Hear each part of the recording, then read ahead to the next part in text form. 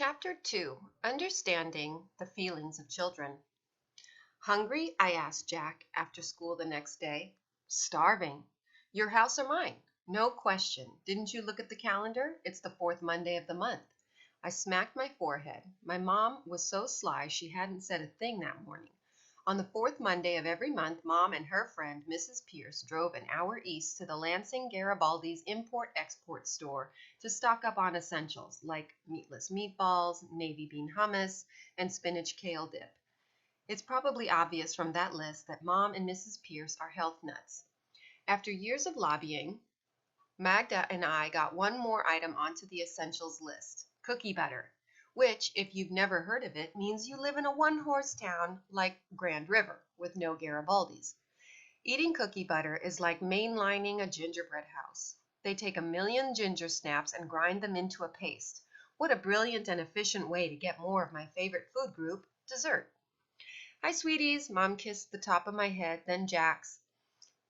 I looked around. Everything had been put away. The fabric bags, her insulated Garibaldi's cooler.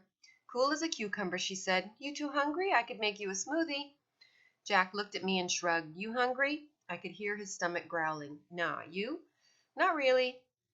I turned to Mom. Those fish sticks and that irradiated apple they gave us at lunch really hit the spot.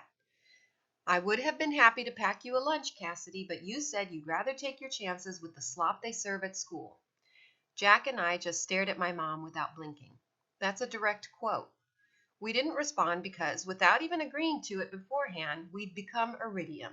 You see, Jack and I have a number of superpowers that drive our parents crazy. Tops on the list has to be density. When we don't like what's happening or we've just done something that other people won't like, such as one of our famous pranks, Jack and I become osmium and iridium. I can never remember which metal is denser, but since they are both considered thicker than anything else, it doesn't really matter. I like the word iridium better, so I usually call that. Very funny, you two. I know exactly what you're doing, but all the obfuscation in the world will not get you to your goal. Grabbing her sweater and her cell phone, she continued, I'm assuming Janai is home, Jack. There's something I need to talk to her about. I wondered if Jack would emerge from his density to grill Mom. When there's something she needs to talk about with Janai, it usually has to do with an improvement project, like getting us to watch less TV or volunteering us to pick up the trash after the May Day parade. But Jack stayed in position. He's a real pro. Fine. Tugging on her sweater, she added, You'll never find it. As soon as we heard the front door close, Jack sat down at the kitchen table and said, What's that mean anyway? Obfuscation. Not 100% sure. She only says it when she's annoyed. We stopped talking and concentrated on the problem. Hunger really helps you focus. All we have to do is think like your mom. I'm becoming her right now. I froze. When I started moving again, I was in character. Jack and Cassidy will never think to look where I keep the peanut butter. They don't think I'm clever enough to hide it in plain sight. We both made a grab for the cupboard, but Jack was faster. I curled my arms around his chest. Normally, I could lift him a few inches off the floor to mess with his footing, but he wasn't budging. It's like his feet were made of iron all of a sudden, so I put him in a chokehold. In seconds, he had me down on the floor, my choking arm behind his back.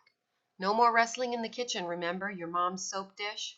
You've been practicing that move. No, I haven't. Jack stuck out his hand and pulled me up before moving aside all the jars anywhere near the peanut butter. Nothing. I've got it. I snapped my fingers. I was now in the character of a TV detective. Remember the time she hid it in her sock drawer? We raced into the hallway. Jack caught my ankle on the stairs and stepped right over me. By the time I got to my parents' bedroom, he was holding up a sticky note. Give your mother a little more credit than that, it said.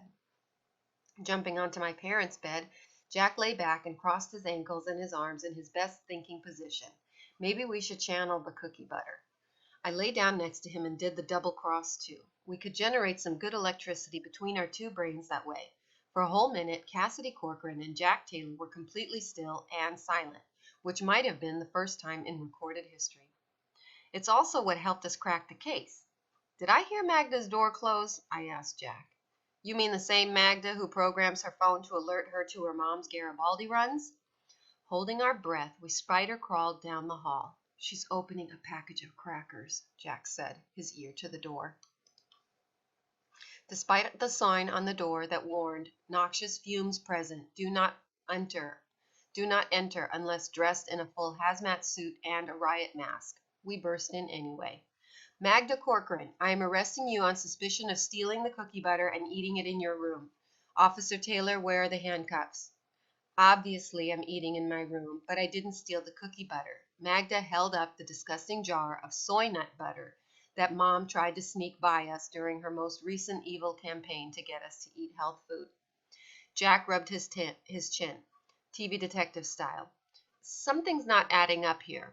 Magda tried to look at us without blinking, as dense as iridium, but her cheek was twitching and she couldn't maintain eye contact. We'll need to bag that as evidence. I held out my hand for the soy stuff. You will not. I'm conducting an experiment. Really? Now I double triple knew something was fishing. Mom just bought that stuff a week or so ago. It wasn't even near to rotting.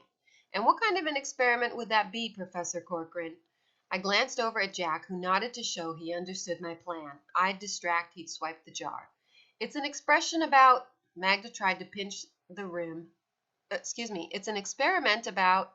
Magda tried to pinch the rim of her glasses and look all scholarly, but as I think I mentioned, her new glasses didn't have rims. Magda, are you sweating? No, it's an experiment about aflatoxins and how they accelerate the rate of... Jack! Jack had accomplished a clean lift of the jar and was now sitting on Magda's dresser, swinging his legs. Don't you find it interesting, Officer Corcoran, he held out the jar to me, that this jar of soy nut butter smells suspiciously like gingerbread? How can that be, Officer Taylor? I almost fainted from hunger after taking a big sniff. The label clearly says, healthy, disgusting soy nut butter. Giving my sister's shoulder a push, I said, spill it, Mags, and we'll put in a good word for you down at the station. I almost got away with it. If only Mom and Dad would let me put that deadbolt on my door. We'll share, Jack said. Come on, hand over the knife. How'd you find it? 2 key pieces of evidence. Remember when Mom hid the cookie butter jar so well even she couldn't find it? Of course I remember. Mr. Fenster brought Percy over to see if he could sniff it out, and he wee-weed on my bedpost. He was marking his territory, Magda explained. You don't see me hopping the fence to do that on his doggy lounger, do you? Stay on task, officer. Jack handed me a graham cracker. We remember, I said. That jar has never been recovered. To your knowledge. Magda licked her fingers. She'd already been indulging. Dad's insulated lunch bag did have traces. Anyway, I heard her tell Dad she had to make the jar easier to find. Then, when I came home today, I found this on the counter. Magda held up one of the single-use super glue tubes we go through by the dozen in the Corcoran household. So, she soaked off the soy label and put it on the cookie butter. Brilliant, really. I took half of Jack's graham cracker and bit down. I don't give Mom enough credit. You're spraying crumbs, Cassidy. Didn't I tell you, Jack? Hidden in plain sight. My stomach went from growling to purring as we finished off 2 packets of graham crackers and half a jar of cookie butter. We'd better stop, Magda said. Dad told me if the jar was empty when he got home, I should prepare to see a grown man cry. So why do you think Mom wants to talk to Janai? Probably some do-gooder idea she picked up from the bulletin board at Garibaldi's. Well, I'm not going in on it. I'll generate enough do-goodness for 100 11-year-olds by going to etiquette class. Just thinking about etiquette class made me want to lick the rest of the cookie butter off my fingers. Maybe we can eavesdrop. Want to go through the window? Jack asked. It might not seem like it, but there are differences between Jack and me. He likes having a lot of air between his feet and the ground. I'm not so into that. I'll wait until you reach the porch roof and then I'll sprint. Better vacuum in here, Mags, I said as Jack took off for my bedroom window. Destroy the evidence. Cassidy, haven't I taught you anything over the years? There is always residue. As I dashed through the kitchen, I couldn't resist screeching to a stop in front of my startled Mom and huffing a big breath of cookie butter in her face. Nice try, Mom. It didn't really matter if there was no one to eavesdrop on now that Mom was back at our house. Something was always happening at Jack's house. Mr. Taylor pulled up just as I arrived. Look what I discovered at Liquidation Station, he said, hopping out of the cab of his old Ford pickup and planting a kiss on the hood, which he did every time it successfully got him back home. Jack jumped into the back of the truck and tore into one of the boxes. He held up the wooden U framing his face. Toilet seats? Yep, they're cracked. Dad, what's exciting about this? Use your imagination, Jacko. Mr. Taylor leaned down and whispered in my ear, think heat. He smelled like sawdust and paint and something else you smell in a hardware stores that I couldn't put my finger on. Maybe engine oil? If they sold that smell, I'd buy a bottle and give it to my dad for Christmas. A hobo would burn them, I said. If they're cracked, that means they're dried out. Precisely. I will burn them in my wood stove in the shop this winter. If you and Jack want to pull out the hardware, we can sell the metal, and I'll let you have what's left over from purchasing the lot. It was just the sort of thing a beau would do. Take something other people think is trash and find use in it. Jack tossed me a toilet seat. Let's get the tools and see if this is worth making a deal. I followed Jack to their garage, which the Taylors converted into a workshop for Jack's dad. He went to the back wall and switched on an overhead light, illuminating Mr. Taylor's pegboard filled with tools, hammers, wrenches, screwdrivers, mallets. There was always something in the vice grip on the edge of the long bench, always wood shavings on the floor. It was from Jack and his dad that I learned about things like miter boxes, planes, and rasps. As Mr. Taylor pointed out, knowing how to put something together would come in handy on the road, even if just to barter for a night in a farmer's barn. What's your dad got going now? I asked, running my hand along a smooth post with a big ball of wood on top. He's making my mom a garden gate, see? Jack held up a pair of old iron hinges. He got these from the house they salvaged in Wayland. There was so much rust it took me forever to loosen the screws and fasteners. I finally got them free with some cutting oil. I almost used the propane torch, but Dad saved the garage from going up in flames when he reminded me that propane and oil don't mix. Jack went on, talking about flexible sanding sponges and wire wheels and all that elbow grease that made him better than me at push-ups. Listening to the sound of his voice was hypnotizing me.